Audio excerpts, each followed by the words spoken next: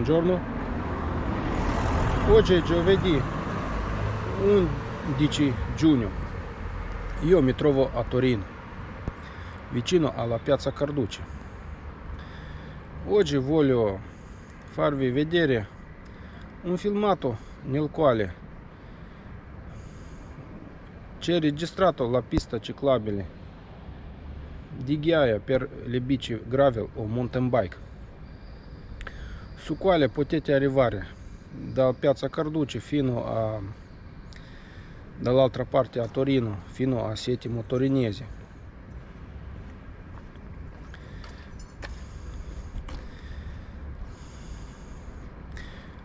È una via parallela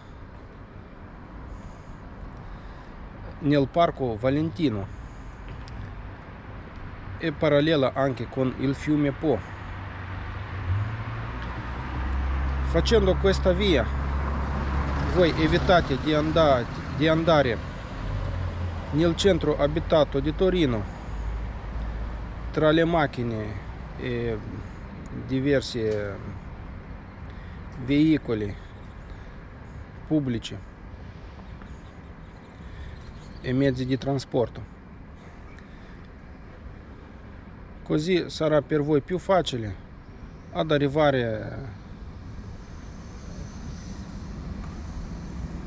a Torino dall'altra parte senza prendere tram, solo usando una bici con le ruote un po' più larghe, perché tutta la strada è di ghiaia e con una bici sportiva non vale la pena di andare. Allora partiamo.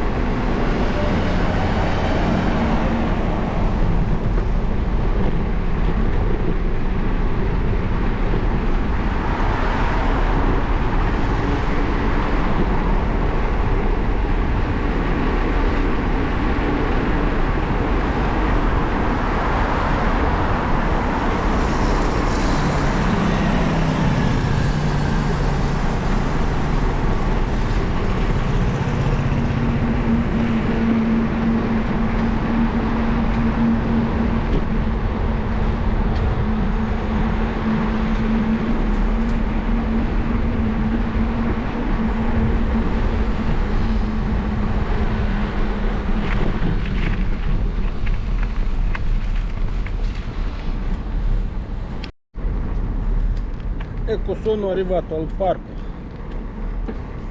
Adesso alle 6:30, poca gente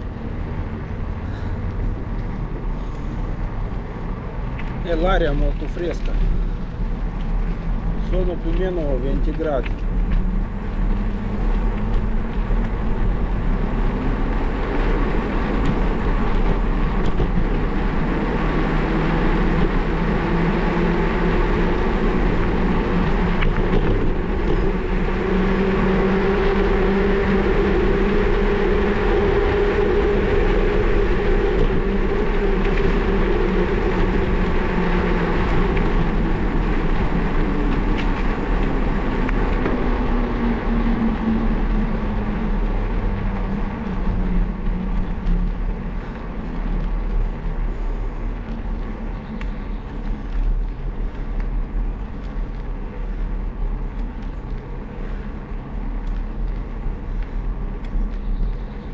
Nel parco la strada è asfaltata.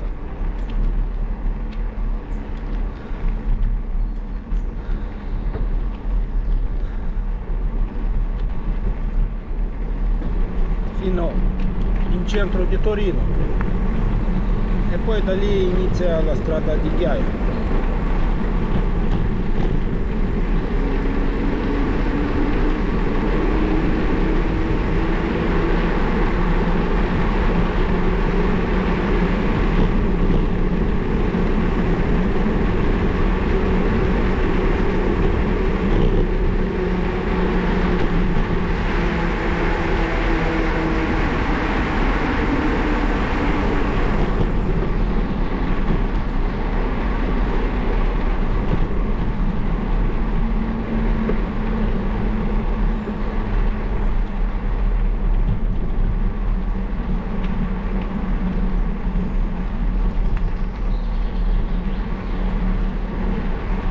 Questo tratto lo potete fare con qualsiasi bici,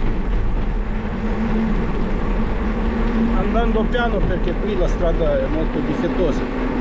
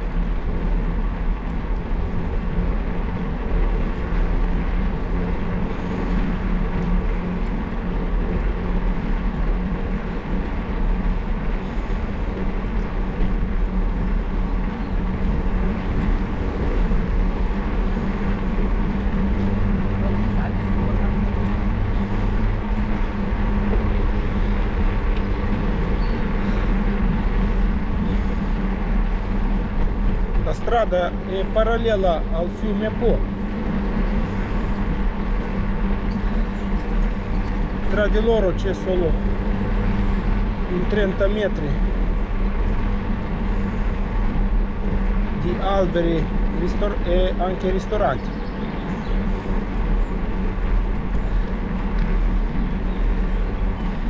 Fra un po' arriviamo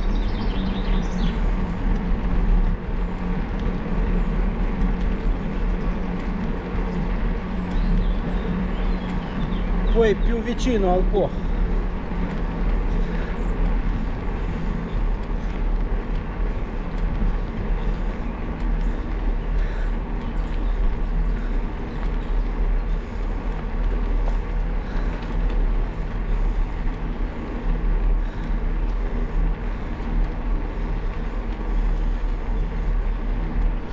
Qui si può arrivare non solo da Carducci, ma anche iniziando la vostra attività a Moncalieri.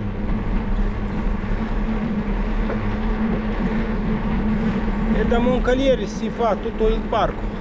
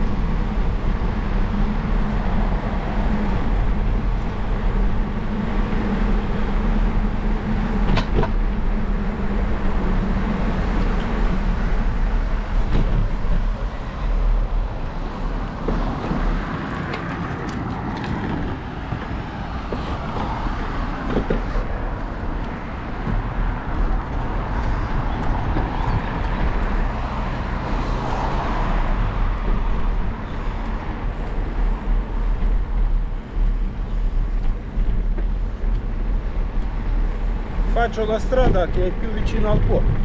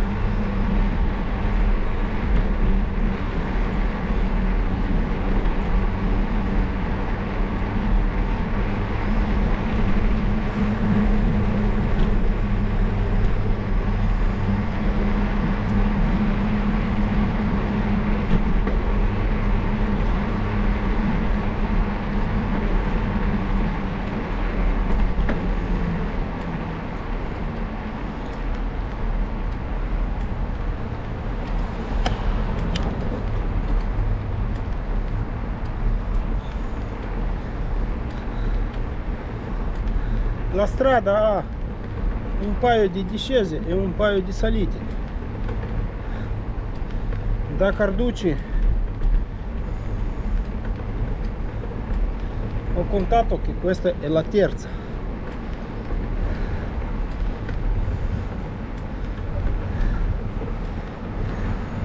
Mi resta ancora una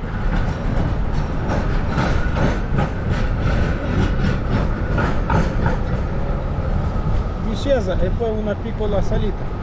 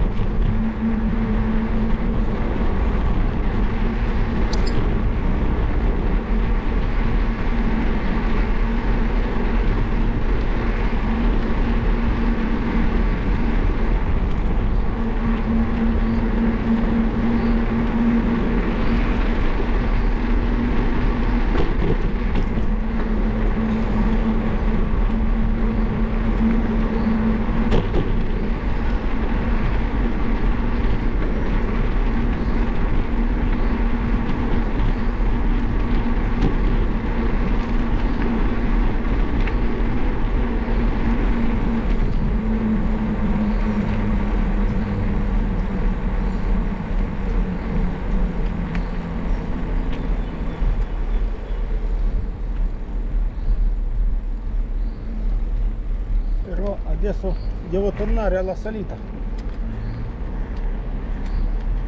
per le bici.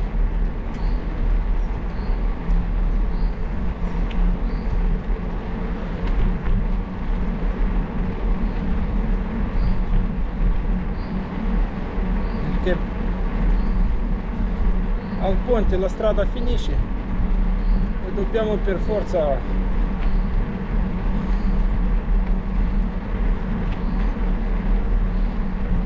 andare su, ma con la bici in mano, perché più avanti ci sono le scale.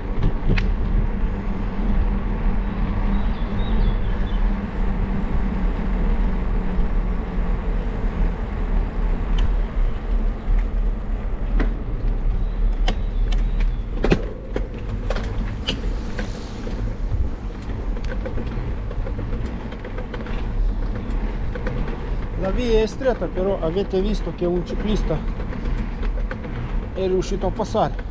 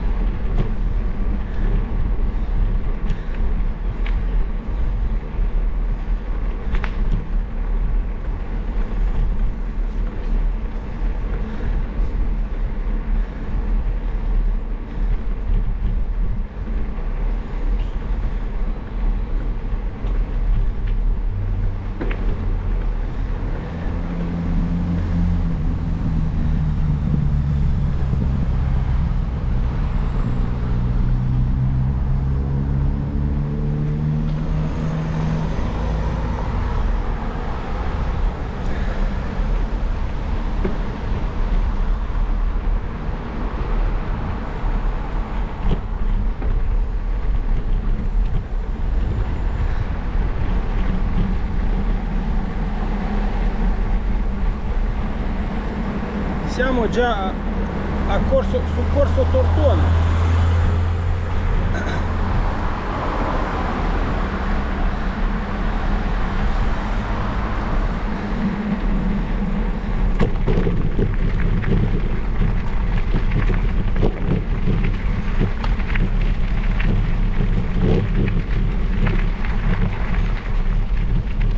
Abbiamo già passato il centro in solo 20 minuti da Carducci fin qui.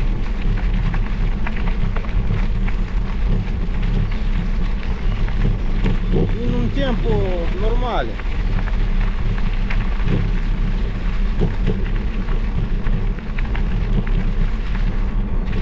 E qui inizia la strada di Ghiaia.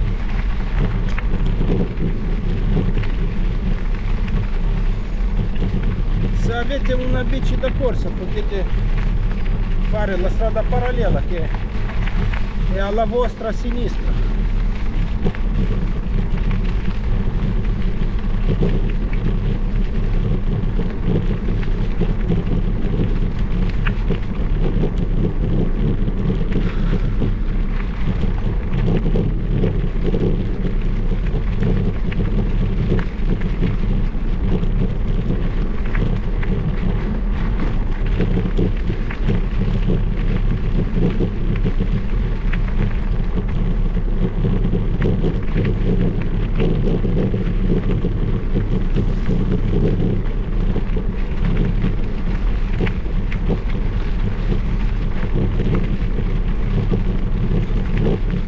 Poi se no magari prendete questa via, adesso ve lo faccio vedere, questa via di terra, una strada fatta dalla gente che cammina.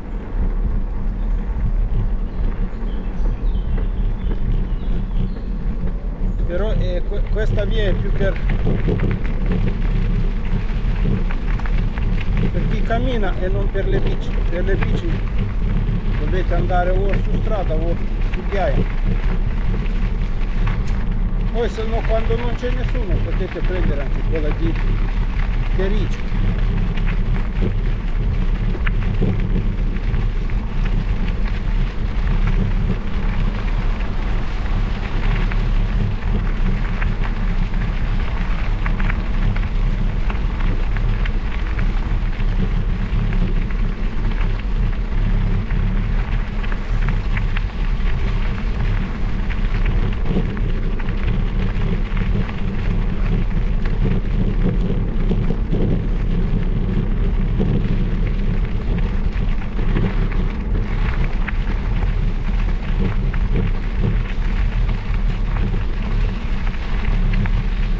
C'è anche la strada più in basso, un po'. Se c'è troppo traffico avete tanta scelta.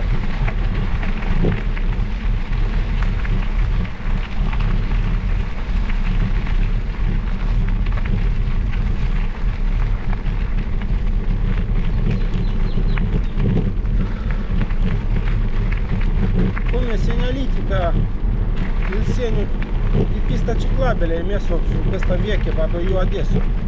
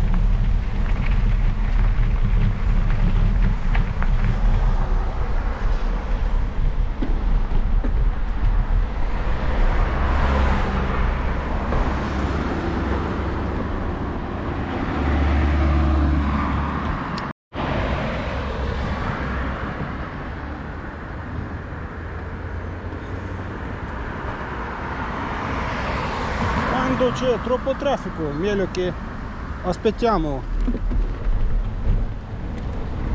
il colore verde.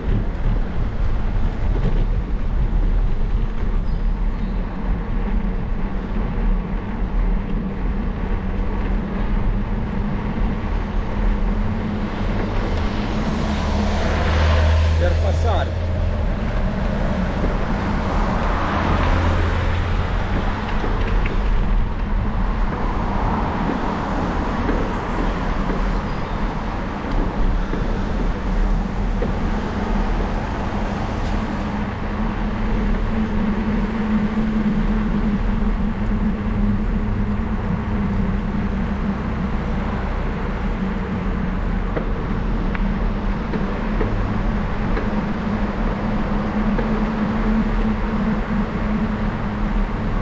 Qui la pista è asfaltata,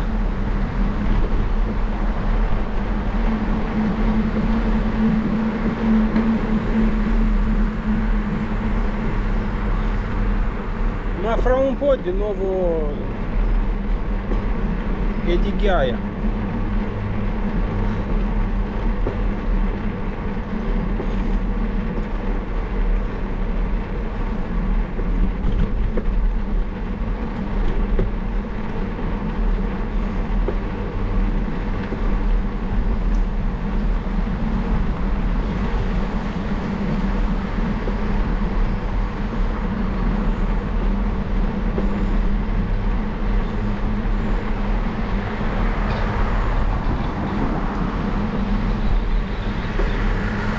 Qui si può andare dritto se avete la bici da corsa, perché la strada è asfaltata. Ma se avete un gravel o un mountain bike, giriamo a destra sopra il Po.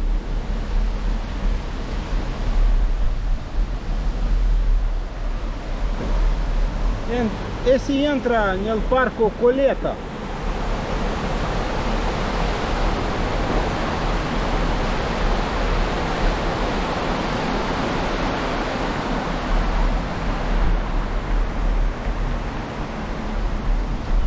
C'è la strada a destra che è a sinistra.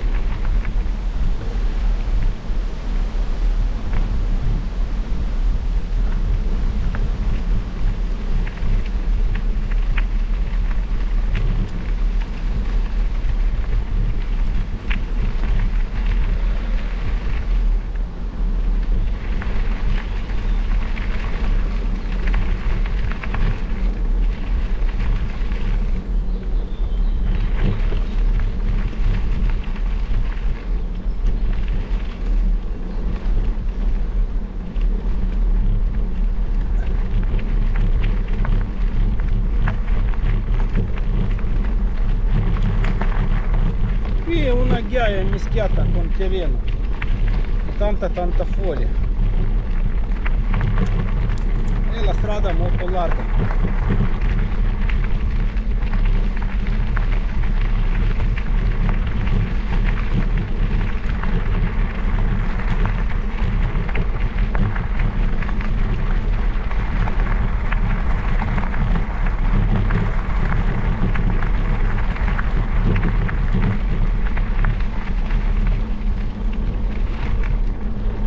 Poi è ancora più larga.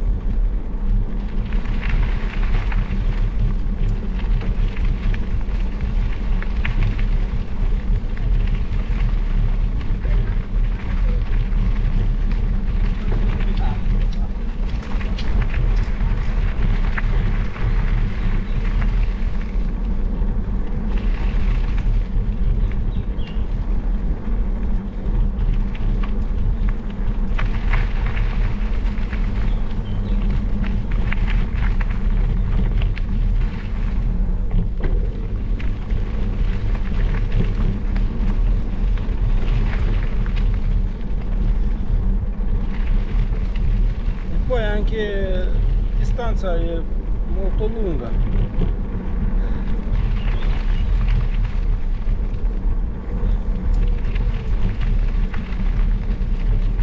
Qui si può stare anche a mezzogiorno.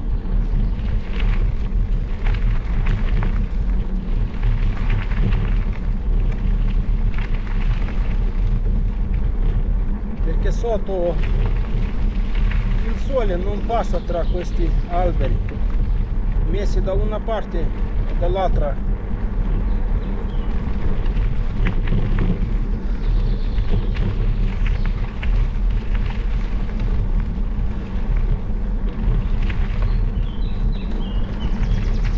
Si passa sotto una arca di alberi.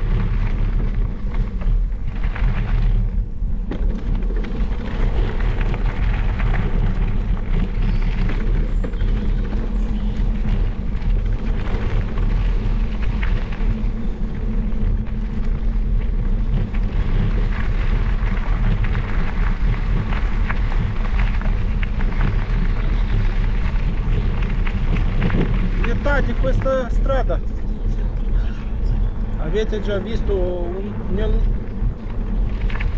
mio film.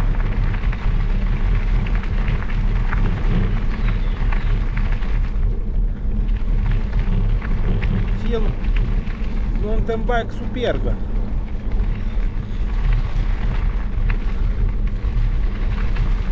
Strada Cartman.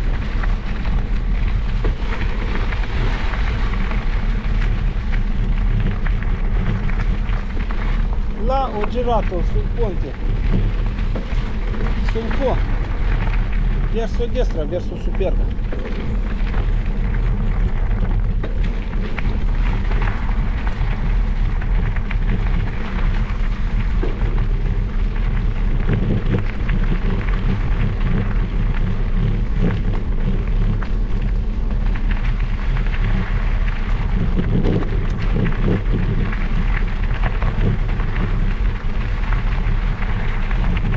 Se l'avete visto potete guardare dalla seconda parte.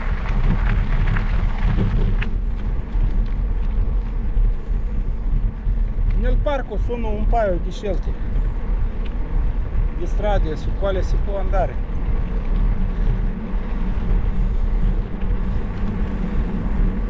Alla fine arrivati in un stesso punto.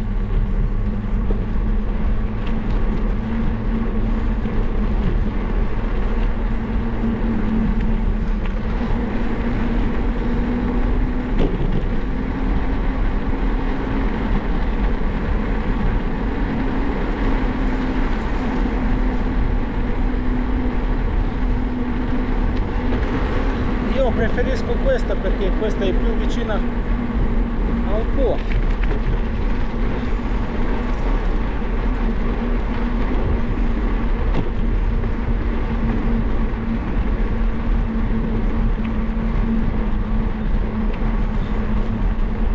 Vicino al Po si sta un po' meglio, più fresco. Anche a mezzogiorno si sente la freschezza dell'acqua.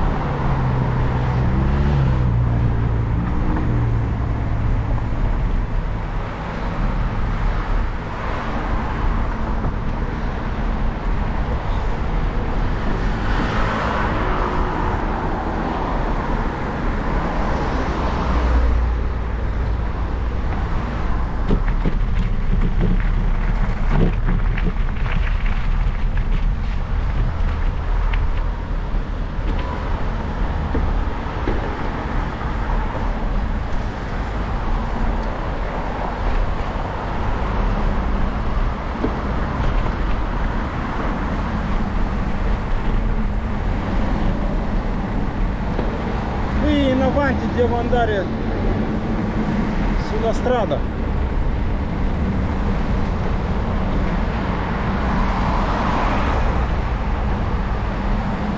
Io preferisco di andare più piano sulla marciapiedi come sulla strada, perché la strada è trafficata anche alle 7 di mattina.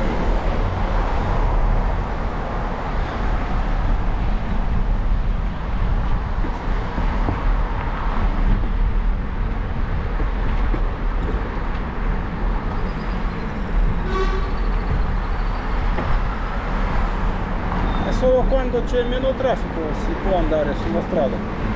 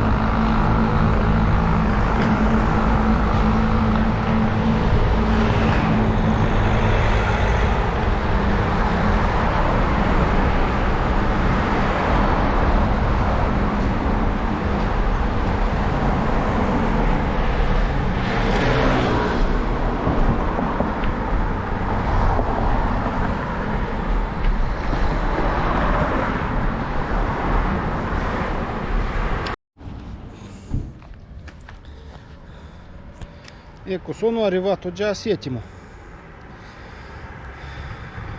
e qui la mia prima parte del film finisce e poi dopo pomeriggio faccio anche il ritorno.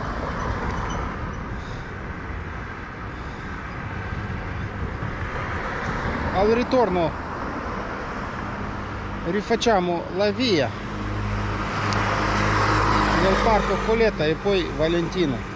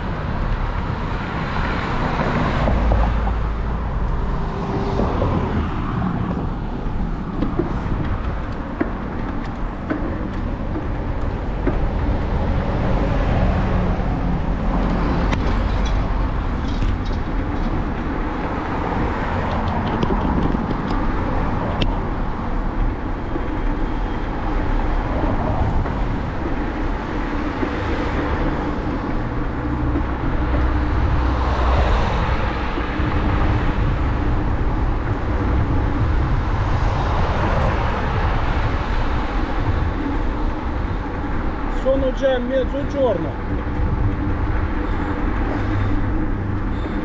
le ore 16.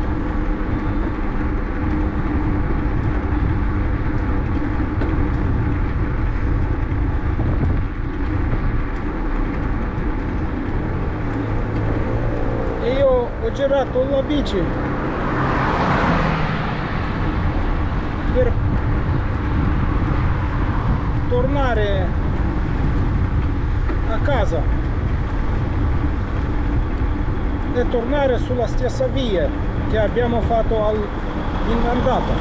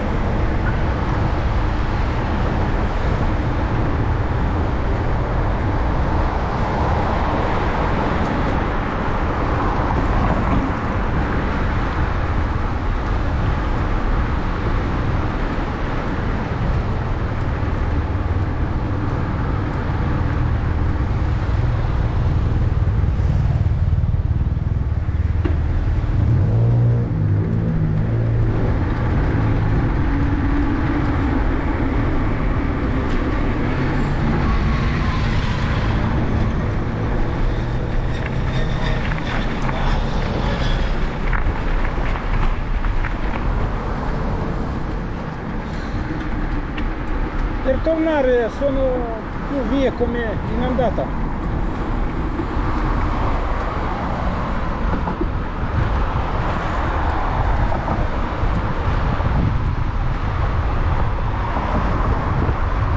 Si può andare anche a San Mauro e là attraversare un ponte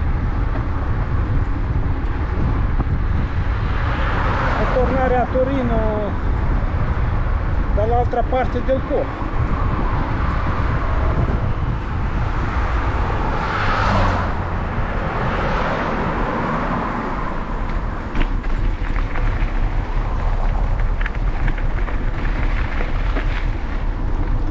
Invece io preferisco di tornare sulla via di andata.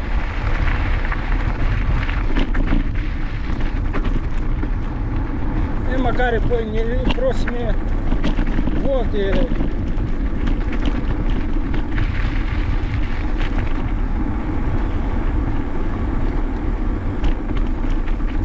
faccio il video con altre vie.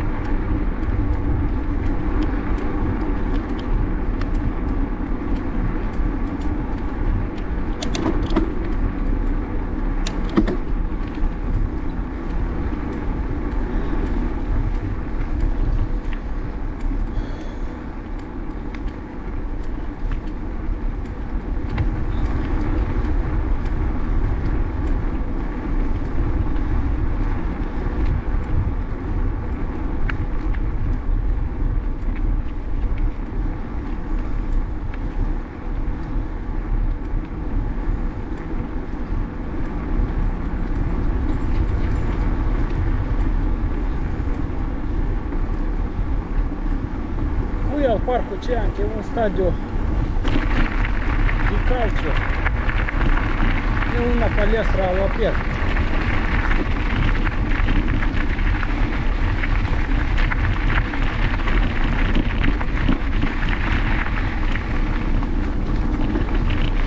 Il stadio di calcio ha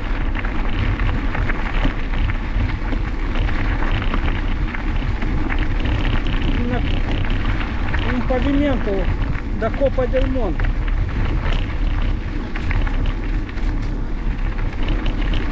La erba lo copre in totalità.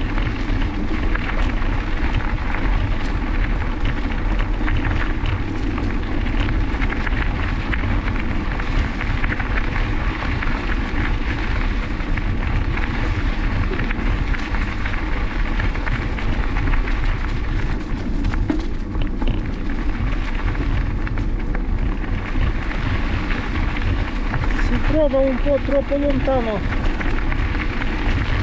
dai palazzi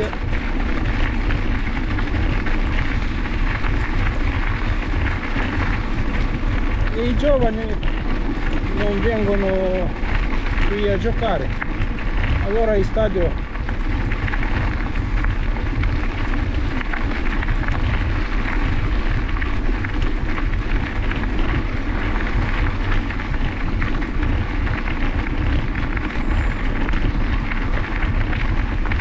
non viene toccata.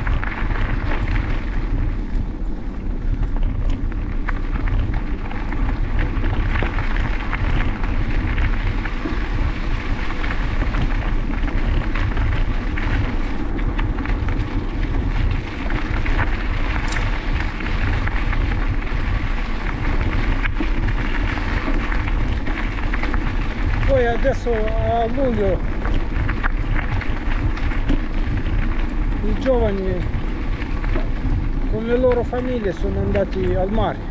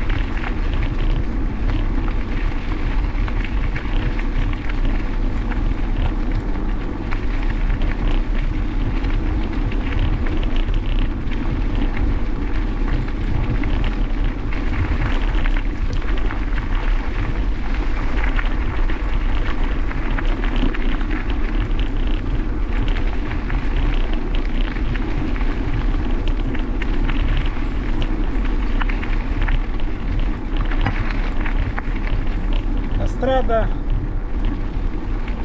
in ombra tutto il giorno.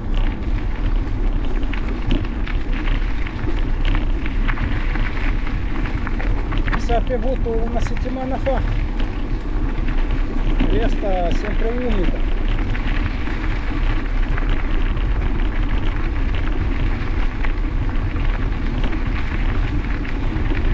Forse va bene per le gomme, un po' più morbido.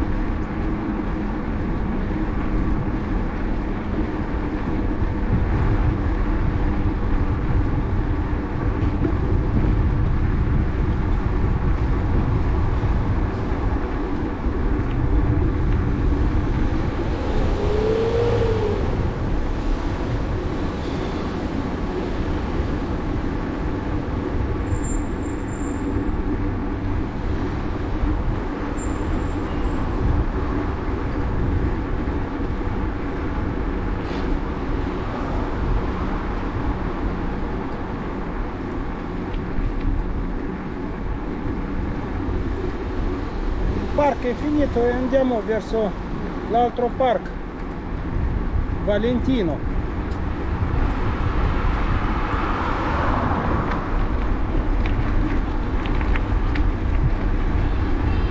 Possiamo anche passare dall'altra parte del Po e sulla pista ciclabile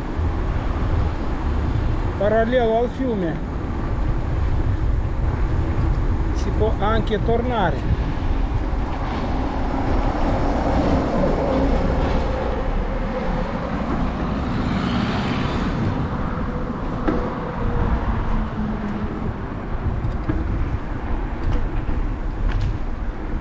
Però siccome ho già fatto il video dell'altra parte, ritorno dalla Superga, questa volta torno sulla via da parte destra del Po verso Moncalieri.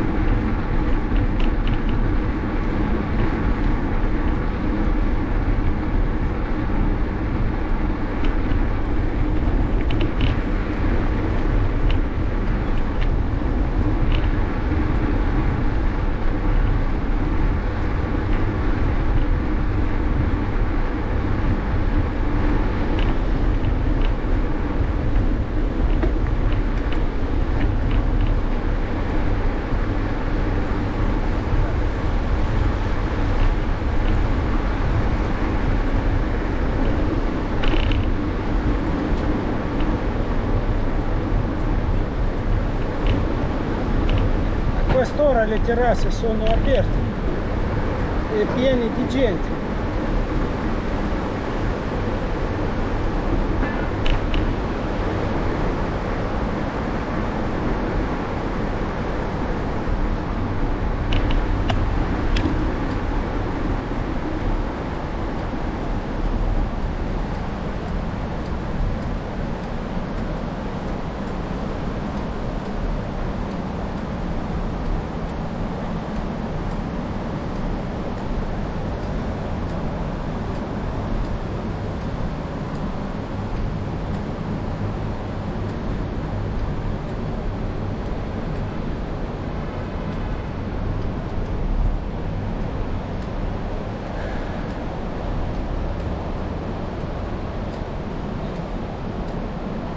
Adesso arrivo sulla via centrale di Torino.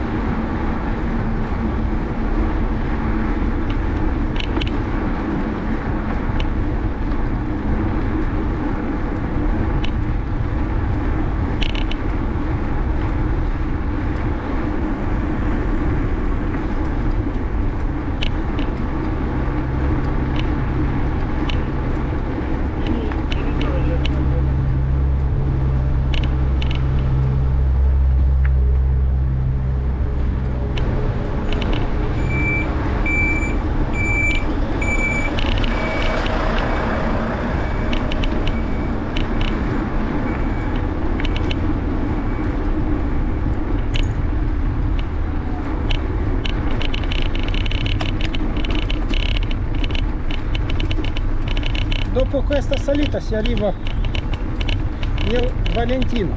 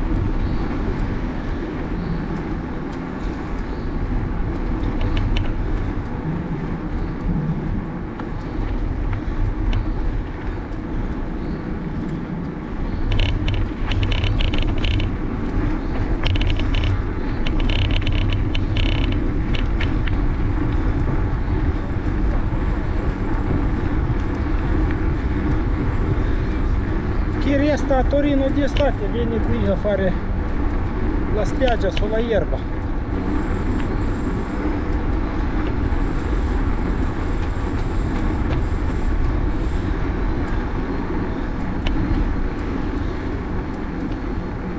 Si sta meglio del mare.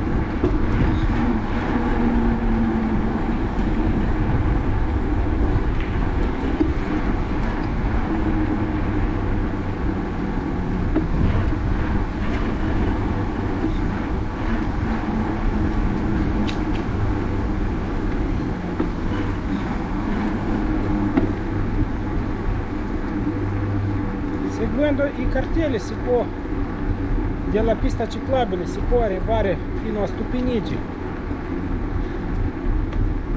e poi da lì a Noni fino a Moreta.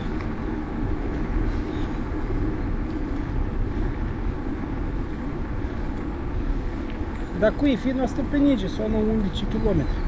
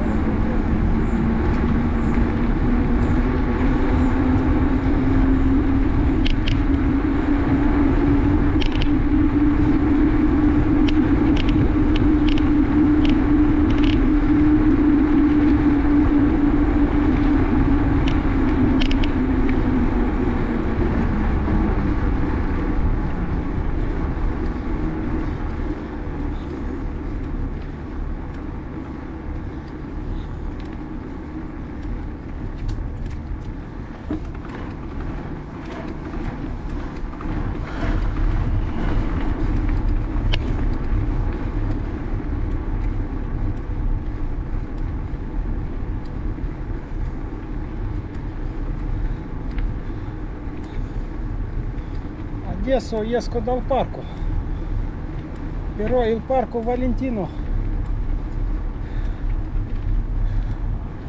è più lungo. Se restiamo nel parco si arriva fino a Moncalieri, però io esco e torno nella piazza Carducci.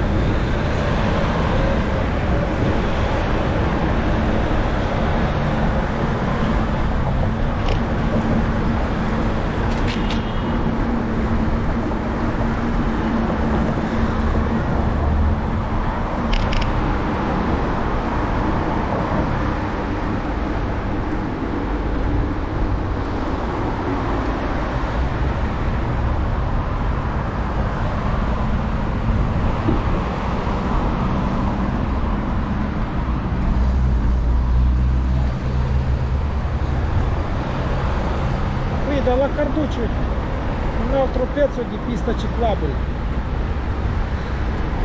però nella città le piste ciclabili sono più asfaltate come ghiaia, solo nei parchi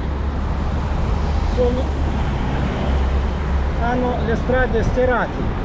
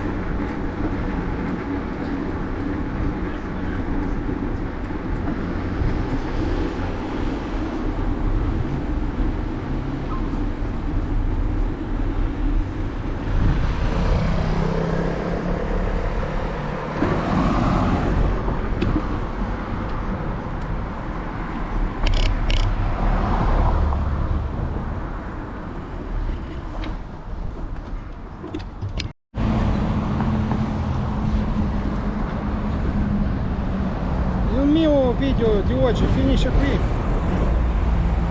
Oggi abbiamo visto la pista ciclabile da Carducci nel Parco Valentino,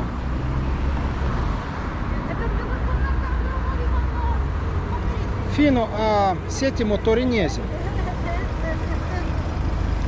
Il tratto era di andata e poi un tratto di ritorno, sempre lo stesso.